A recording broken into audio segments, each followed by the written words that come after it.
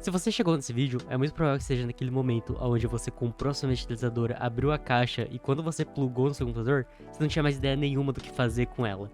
Então hoje eu vou dar umas dicas pra você que tá preso nessa situação. A primeira dica, eu acho que é mais boba, só que ainda tem gente que erra nisso, é pra você instalar o software da sua mesa. O principal de tudo, instala o software da sua mesa em específico. Não vai fazer a burrada de sair instalando qualquer software, porque às vezes pode não ser compatível, fica algo meio esquisito. Então instala da sua mesa. É sério, não é difícil isso. É só você digitar o nome da sua digitalizadora e escrever driver ou software, qualquer porcaria assim que vai resolver. E ainda falando software, não tem como você ficar desenhando a vida inteira no Paint do Windows. Então, logo de cara aqui, eu já recomendo que você use o Krita. Ah, mas por que o Krita e não o Photoshop ou o Clip Studio, que são os principais programas de desenho do mercado?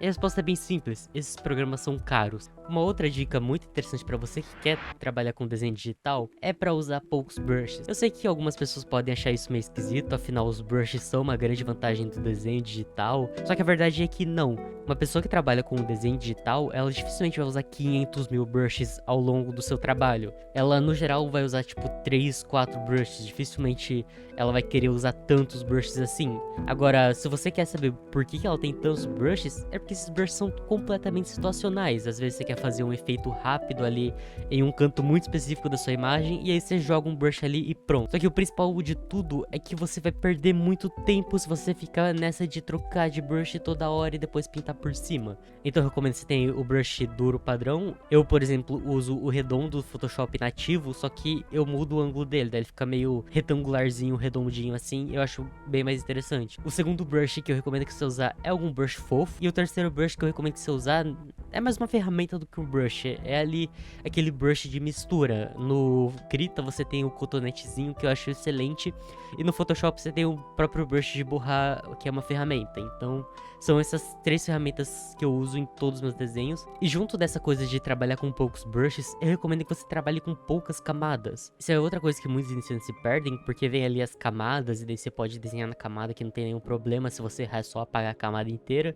Então acabam que cada traço que ela faz cria uma camada nova pra não ter erro. Só que isso, na verdade, é um erro gigante você fazer isso, porque isso, assim como os brushes, vai deixar seu trabalho muito mais lento. Você vai perder muito tempo ali criando camada, organizando a camada, e depois você quer arrumar uma coisa que tá em outra camada, você tem que procurar a camada. Então, você vai trabalhando, vai vendo assim, e quando você vê que juntou bastante camadas, tá ali com 6, 7 camadas, você já pode pensar em apagar umas camadas, mesclar outras camadas, ou então deixar ela só invisível, só que joga ela lá pra longe, pra não atrapalhar o seu workflow ali, o seu trabalho, né? Você não ficar perdido em meio a tantas camadas. É uma dica interessante também, pra você não ficar perdido e perder tempo. E uma coisa que, assim, parece boba, mas que vai te ajudar bastante também, são os atalhos do teclado. Os atalhos do teclado, eles são essenciais para você ter um bom desenvolvimento, uma eficiência maior no seu trabalho. Se você fica o tempo todo mudando o tamanho do brush, mudando as ferramentas, dando ou tirando zoom, selecionando manualmente, então o recomendado mesmo é que você use os atalhos. Esse tipo de coisa vai te ajudar bastante. Até outras coisas bobas, igual você usar o atalho pro brush e o atalho pra borracha. Você fica transicionando esses dois de forma mais rápida, e aí você tem um trabalho mais eficiente.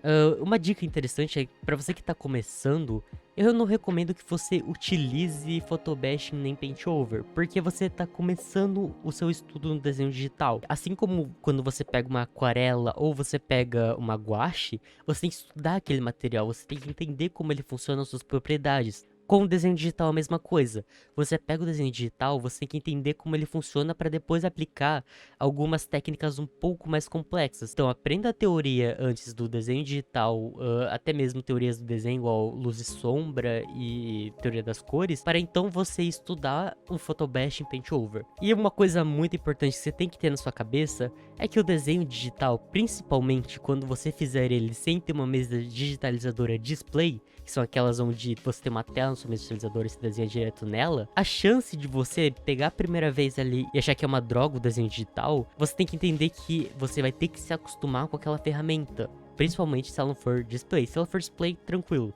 Mas quando ela não é display, você vai fazer ali, a anatomia fica meio esquisita. Uma coisa que pode acontecer é a proporção do seu monitor não ser a mesma proporção da sua mesa digitalizadora. Então você vai fazer um círculo, fica uma elipse, fica algo bem esquisito. Entretanto, isso são só nos primeiros desenhos que vai acontecer. Depois que você pegar a prática e fizer uns 2 ou 3 desenhos, você vai estar bastante acostumado com a mesa. Então não pegue aí esse metalizador e jogue no lixo só porque você fez um desenho, e aí quando você compara com o do papel, o seu desenho tá completamente errado, tudo torto, esticado. Esse tipo de coisa acontece, mas depois você pega o jeito, acredite em mim, vai ficar algo muito mais interessante. Enfim, acho que isso era tudo que eu tinha pra falar. Se você gostou, deixe seu like e compartilha porque isso me ajuda bastante. Então é isso, muito obrigado, até a próxima.